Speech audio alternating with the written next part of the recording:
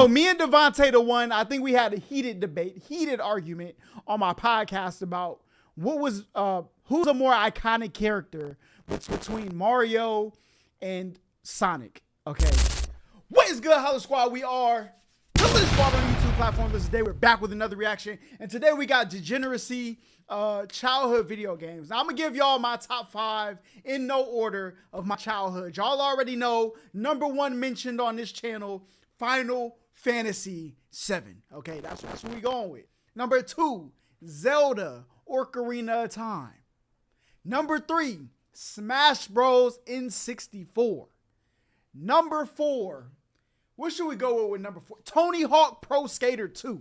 Okay, and number 5, we're gonna have to go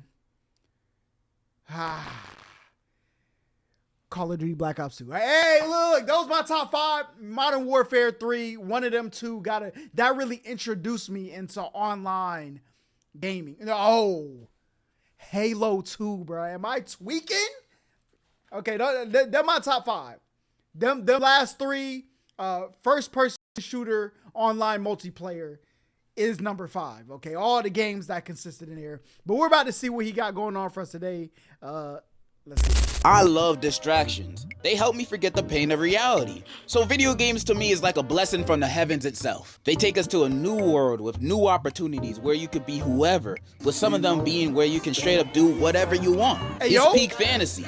It's also a cool pastime. And as a kid, I was a bona fide gamer. I say as a kid because nowadays, other than the usual squad games you play with the homies, I don't really be gaming too much. The only game I really be putting my hours in is Overwatch. And I'm not proud of that. I'm embarrassed. Anyways, that's why I wanted to talk about games that I actually like. Games from my childhood. I'ma just be talking about the games I used to love and play back then. Bro, everybody bring up Guitar Hero. I never played Guitar Hero in my life. Or what's the other one? Guitar Hero and... There might be 1 or 2 games that you used to play that I might mention. And if I do mention one, we might be long lost twins. Because some of these games are my favorite of all time and have developed me into the man I am today. So take a seat as I discuss my childhood video games. Okay, you sat? All right, you gotta stay seated because this video is sponsored. We here. No, you can't leave, you already sat. This video... Ooh, Resident Evil 4. Oh my, hey, we might have to expand it to the top 10. I'm gonna keep cooking as this video goes. Sponsored by Opera GX, the web browser for gamers. It's designed in a way to enhance your internet surfing and gaming experience, while also making everything about it easier for you. Browsers often use a lot of RAM, especially when having multiple tabs open. But with Opera GX, you can control the amount of RAM and CPU your browser can use. Opera GX also offers and recommends you free-to-play games. A lot of them I think are hidden gems. It can operate every...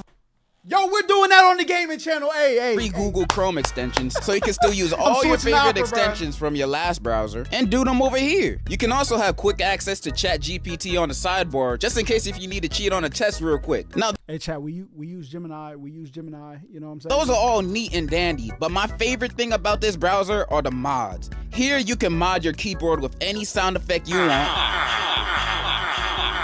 There's tons of wallpaper themes that targets anybody's niche. You like anime? They got those. You like memes? They got those too. You like video games? Of course they got video game ones. What do you think? There's a constantly growing library of over 8,000 different mods on here, all free. You can use my link, operagx.gg/degenerosity to download Opera GX for free today. Links are in the description and pinned comment. Thank you, Opera GX, for sponsoring this video.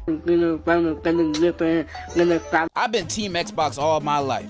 Been with them since they sold my mom a new Xbox that didn't even work. Back then, I would play most of my games offline because it took us a minute to even get Xbox Live. By the time we got it, the Xbox One was already coming out. Because of that, I ain't really played games like Halo or Call of Duty. I know they got story modes, but to me, those weren't the main selling points. I wanted to shoot people and talk shit on voice chat. So I played games where the fun wasn't in having a Wi-Fi connection, but connecting with the story and characters. And what better way to do that than with a property you already know front to back? That's why the Naruto games were my shit. I'm pretty sure I copped every single 360 Naruto game besides Storm 2. These games... Bruh, Dragon Ball Z Budokai 2? Elite Gaming, bruh. Father-son Kamehameha, it was raps for me. We're so lit. I must have played the story mode of Rise of Ninja about 11 times by now. Mainly because it was so short. It only covered up to the Gaara attacking the village. And the game is only told in Naruto's perspective, so they skip a bunch of fights and storylines. Sasuke getting the curse mark, skipped.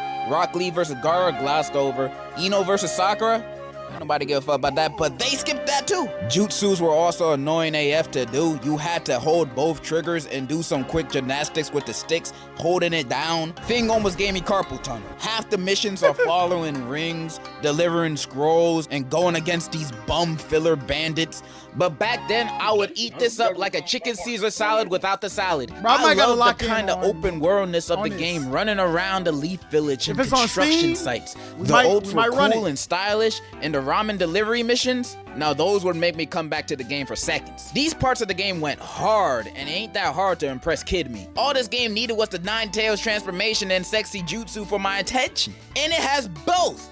I was raving. In terms of nostalgia, the game went hard, but I definitely say the Storm series was a huge improvement, and I say that not as a diss. It's hard to beat peak. The Ninja Storm series is literally the best thing anime games can offer. Although I've heard a lot of hype for the Dragon Ball ones, and Roblox got some cool games too. But I doubt any of them are better than Ultimate Ninja Generations or Storm 3. I doubt. I also used to play a few Xbox Connect games. Now, when I got the Connect, I genuinely thought this was future technology. I ain't gonna lie, we played the Wii. Our Xbox Connect was a generational waste of money, okay? We never used that thing. Probably one game out of it. That's it. Like you can control a game with no controller and just using your hands and feet at the camera? This some Back to the Future type. I thought we gonna have this technology by the Xbox 720, but here it was, right here. So then we got a few games. Connect Joyride and Connect Adventures. Joyride was so fun, connecting both my hands to the game steering. It felt like I was actually driving a real life car. Granted, I only had the demo, so I did one race and it kicked me out. But I played a race on repeat. Connect Adventures, now this was my favorite Connect game. It was a bunch of outdoor activities I think you see a Boy Scout do, like water rafting, okay, we did play this. Target practice, stuff you would expect. Played this all the time with my brothers. My favorite one of these mini games was the aquarium one, where you had to block the cracks of glass so you don't drown. And me in real life, controlling this game, you'd think I'm a mime. Rafting was fun too, till I got to the parts where I have to jump, because the Connect would never pick up on me jumping. Every time I tried jumping, it just wouldn't register in the game. Now I wasn't jumping too high, cause there's 5 other niggas that live with me, aka my family. And my room was upstairs. I couldn't be jumping around too much or too loud. My mom might have come in and beat my ass for it. So I was doing a bunch of little jumps, you know? But even when no one was home and I was jumping as high as little old me could, the Connect still wouldn't pick it up. This was a problem for all my Connect games, which is why I fell off of it quickly. I had Sonic Free Riders Connect never had that. And I never finished a single race on that game because it straight up wouldn't connect my body to the Xbox. It wouldn't work, bro. I would try this multiple times and it never worked. And the game was Connect exclusive. You can't play this with a controller. You have to use the Connect. And since that ain't work, the game was useless. It was with this, I realized I ain't want any more Connect games. Bro, what was that? If y'all remember, Pizza Hut used to give out like demos back in the day. Or no, it wasn't. Toy Story used to have like a, if you ever played Beetle Racing on N64, damn, yeah, you know. Toy Story used to have one of those. What was it called? I would say no to me asking for games all the time. I'm not gonna waste a few times she say yes on getting Kung Fu Panda 2 on Connect. I needed a real game. Luckily, one day, the heavens blessed me with not one, but a 4-in-1 disc game. The Sega Dreamcast Collection. Crazy Taxi, Space Channel 5 Part 2, Sonic Adventure, and Bass Pro Shop. Crazy Taxi was crazy. I had that. Picking up people that expect me to drive them across the entire city in 30 seconds. Well, I had that and on if I'm Dreamcast. 2 seconds late, they get out the car while I'm speeding doing 100 on the sidewalks. Like, they need to get to the stop so bad they willing to break all their bones in their body. We're doing Crazy Taxi playthrough in December, okay? We're doing all classics in December. Look, next month, we doing all military games playthroughs. Right now, we're doing scary games. Ain't dropped the video in like 6 days. I'm sorry. December, we doing all the classics. We was just going to the gas station. Why you in a rush? But that's what made it fun. Going crazy in a car, hitting pedestrians with no consequences. Sounds like a drunk driver's dream. And little me was inspired by this. This was essentially my GTA before I knew what it was. Great game. If you don't play BD Joe in the game, I don't trust you. Sonic Adventure. I ain't gonna lie, I barely played it. I thought the game looked ugly, and I tried to get into it. I was a big fan of Sonic, which I'll get into later, but I couldn't gel with this game, bro. I hated the way the characters talked. Right, the dialogue would sound so awkward. Their mouths were animated like they had dentures. And the music is great, but the music would be blasting over them talking, so you barely hear anything they're saying. Thank God for the subtitles. He is not cooking. I'm sorry right to now. all my fellow Sonic writers. I'm probably speaking straight blasphemy right now. I'm just saying what I thought as a kid. I'ma definitely play this game again in the future. Hopefully the next time I play it. Bro, Sonic Adventure 2 though, when you got to go gold Sonic, bro, don't bring me back out of retirement, bro. It'll knock some sense into me of how truly great this game probably might be. Space Channel 5 Part 2 might be the best dance game I've ever played. It's a rhythm game set in space about the villain Purge, who wants the universe to dance for him against their will. And it's up to local news reporter Ulala to save the universe with her dancing and guns. Space gun. And this game is so fun. The game having fun, wild levels going against alien plant monsters, battle of the bands, and did I mention Space Michael Jackson is a supporting character, and there's a mission where you have to save him from Purge, and it's actually bro, how many games is Michael Jackson in? He in this? He in freaking Ready to Rumble? What other game had Michael Jackson there, bro? He was in freaking the original, well, not the original, but one of the Planet of the Apes movies. Michael Jackson was out here doing side quests, bro. Michael Jackson himself, this might be the best game of all time. The game is so colorful and stylish too. In the future, everybody got that shit on, bro. Nobody walks out their house with no sauce in this. This is a little bit of a spoiler, but the final battle of this game is probably the most fun I had with a final boss in a video game ever. You finally face Purge, he's freakier than ever, and it's like this one long song and dance battle. Purge and the setting keep changing, becoming more challenging. Then the final transformation battle happens, and it's so fun, bro. Words can't describe how fun this ending is. This is so good, bro. Really, the only complaint I have is that I wish it was longer, because you can legit beat this game in under 2 hours. But during that time, this game will have you dancing more than Nickelodeon Dance 2K edition. Space Channel 5 Part 2. It's up there with my favorites. And the Bass Fishing Bass Pro Shop game? Trash, throw it away. This fishing. Alright. Before there was anything, before my Xbox, before my Leap Pad, I've been with Nintendo. I had almost every one of their consoles since my birth. From the Game Boy Advance SP to the Switch. Man, grown-up privilege I need to get a Switch, bro. Awesome. You should try it. I was drifting to first place, winning every Mario Kart DS Grand Prix. Yeah, I'm getting a Switch. That is my Christmas present to my household is gonna be a Switch. But I will not play any Switch games on stream. Strictly off stream. Household fun is what we're going with, okay? They used to call me Mustang because of my skills and lack of deodorant. Bakugan Battle Brawlers, though, had me feeling the opposite. I would lose almost every game on there. It got to a point where I was just going on to play just to change my character's avatar because they had some really good fits in that game, not gonna lie. New Super Mario Bros., one of my favorite DS games. The story and format is a lot like most mainline Mario games. Bowser's in a drought and Peach is the rainforest. So he kidnapped her and Mario gotta save her ass free of charge for like the 12th time. Levels were super fun, the boss fights were crazy, PD always had me tweaking with every replay. It's a really good play. But I'ma be real, my memories aren't with the story mode too much. The real fun was playing the mini games and multiplayer. Oh, the yeah. mini games had me on a chokehold, bro. And when playing a multiplayer against my bros, I'd play harder than Prime Tyson. Danger Bob Danger, where I was avoiding a billion fast fireballs so I wouldn't blow, had me scratching my screen with my fingernails, making my bottom screen look like a cat fight happened on top of it. Puzzle Panel had me sweating because I had no idea how to play this back then. I didn't get what panel I was gonna press. Like, how was I supposed to know which one to press? This is too much thinking for a 5-year-old. Wanted, my favorite. Wanted was it. This shit would have me locked in looking for Wario, Luigi, whoever big nose ass I was supposed to be looking for. I do my absolute best to find them as quickly as I can. Trying to get that time turned into nanoseconds. I ain't recorded then, but I bet on your grandma's soul I got the world record on this. Soon as I took a glance at who's wanted and I find them, I would beat my stylist on that bottom screen harder than I am. I did not treat my DS with care. And I can't not bring up Luigi's Casino games. This game put me on some of my favorite hobbies.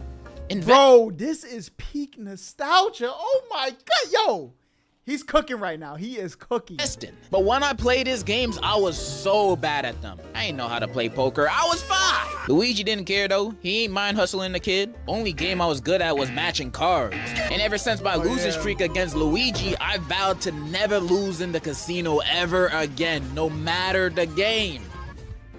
I do not think my promise is going well. The 1v1 multiplayer was the best thing about the game. I never played The first person to get all 5 stars or takes the other person's lives wins. This is the game where bonds would be broken, cause we would absolutely abuse each other in this, jumping on our heads above pits, using the giant mushroom to stomp them out and destroy the stages. And when I'd get the blue shell, wrap it up, cause whoever got that won the game. I'd just be cruising in that shell back and forth, killing my bro constantly till he lost everything and I won. It ain't fun at all being on the other side of that, but being that felt exquisite. This game was so fire, bro. New Super Mario Bros is super replayable, fun, and has one of the best multiplayer modes for the DS. Top tier childhood games right here. Oh my Moving goodness. on from that, imagine something that had all your favorite characters put together in one room for your entertainment. Bro, original Smash Bros is the best one, okay? I don't know none of this new Brawl, Melee. What's the new one? I don't know, okay?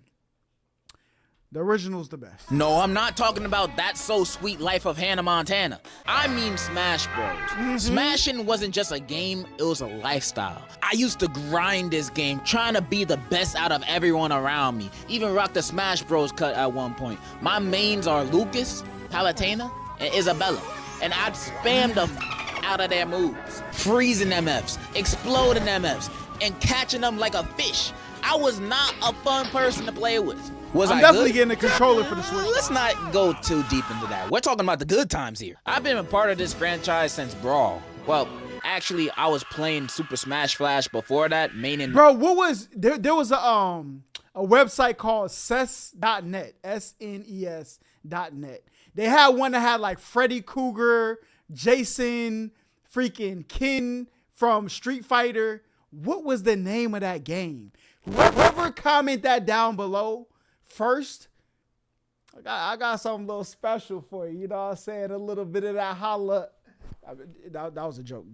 Cut that from the video. Naruto and Blade, because I never owned a Wii. I waited for the Wii U to come out for me to actually play Brawl. And if Smash Flash was the game to pique my interest, then Brawl made me a lifetime fan of this franchise. Because the story mode is a masterpiece. Everyone teaming up against Nintendo's most evil villains. There's a story mode? Bowser, Wario, Rob, to stop them from blowing niggas up to smithereens. Like, the intro scene is the ancient minister blowing up a whole stadium full of people. The villains had no chill. They did not hold back. This is the scariest Wario had ever been. For the first time ever, he seemed like a real threat. When he's not in his pants, he knows how to put the fear in. Why he tuned it up which like made that? the mode even more exciting. The stakes were high. The story had me on an emotional roller coaster. Yo, how much is crying a on my Nintendo hands Switch, and bro? knees when Ness sacrificed himself to save Lucas, then going absolutely nuts when Rayquaza showed up. Cause for a sec, I thought he was gonna be a playable character. But nah, they strip-teased me. Its stacked storytelling would completely distract me from the fact that it was pretty easy to beat. It takes about 2.5 SpongeBob movies to complete. But the world for me is in a standstill when playing this. I wish every Smash game had a story as good as this one, or even had a story in general. World of Light was not it for me, cause it ain't about shit. Outside the boss fights and a few cutscenes, you mostly just fighting NPC spirits collecting trophies for so long. It's boring, bro. And the Wii U version didn't have a story either. Nintendo really only balled out for Brawl for story mode. The series is like the RoboCop franchise. Only one of them has a good story and the rest are... Brawl is the most nostalgic Smash game for me. It's not the best one, but it definitely has the best story. And also, I can't help but feel nostalgic for the announcement trailers for Ultimate. When Nintendo were dropping teasers for who and what will be added to the game back then would be the most hype I've ever been for any video game. Those were not trailers, I need to lock back those in, were events. I wouldn't even know or play the games half the characters that were announced were in. Like the hell is a Min Min? And damn, she got bitties. But seeing everyone online go crazy would be enough for me. Binging reaction videos of people going nuts to their favorite characters from titles they love.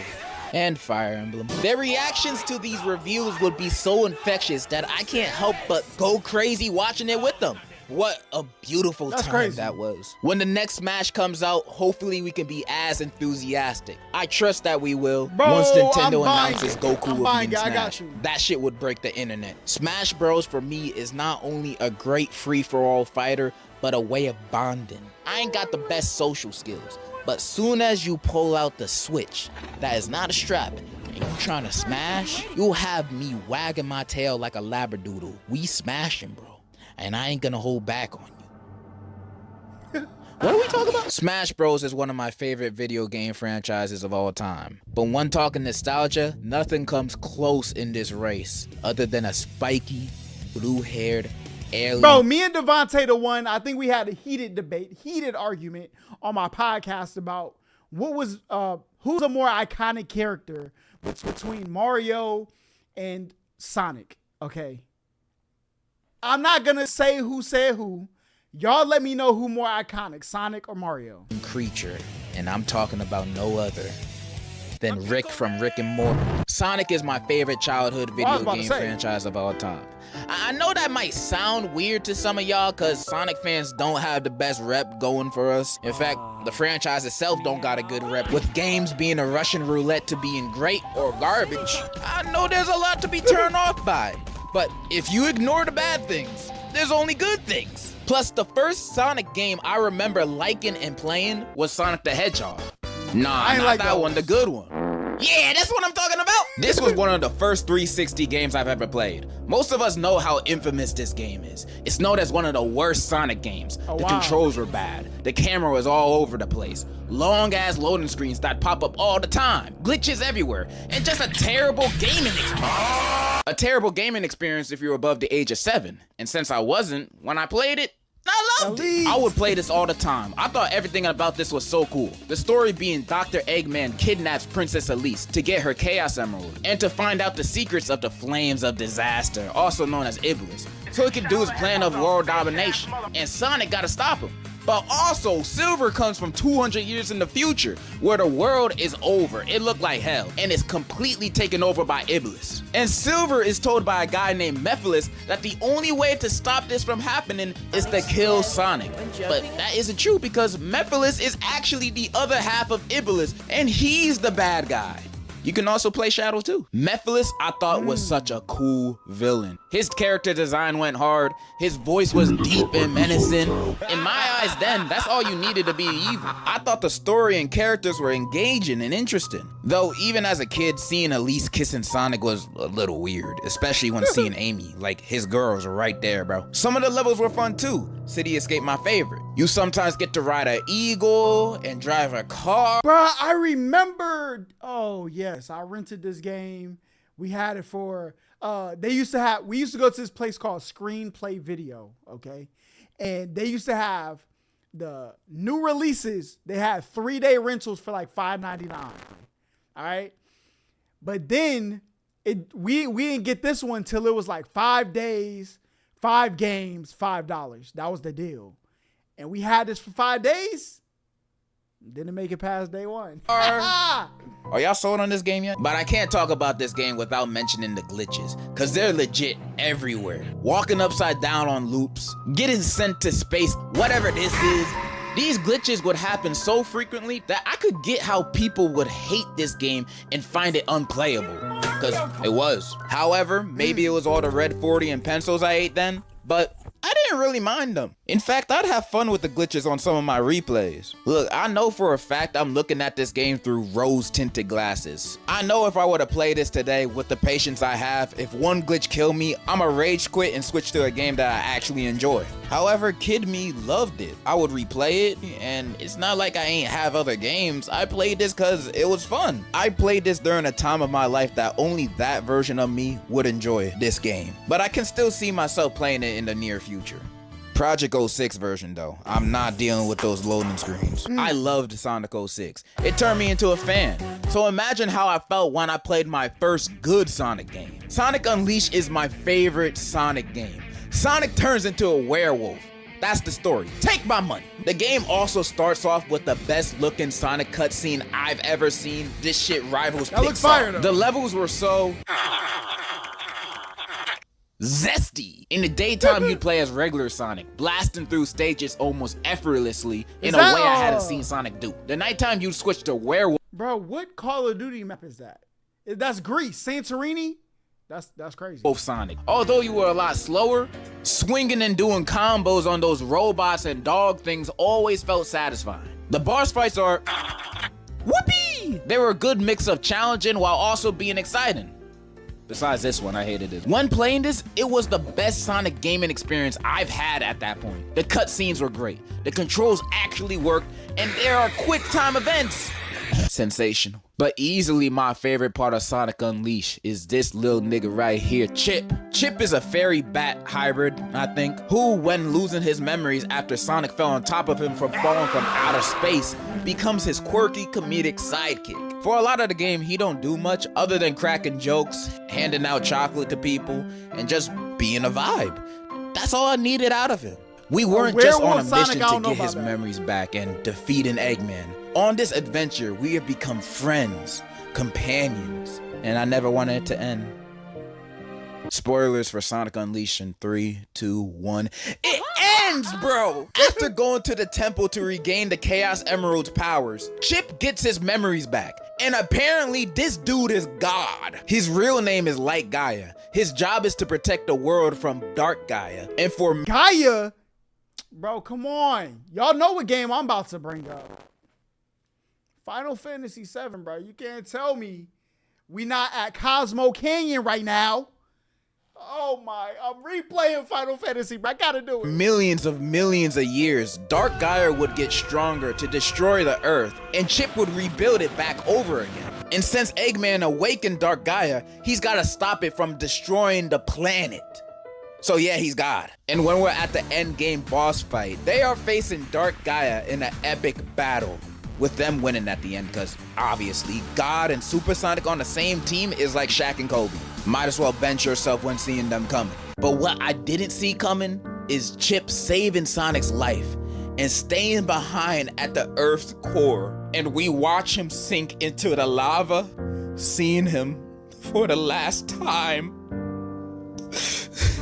My nigga Chip is dead.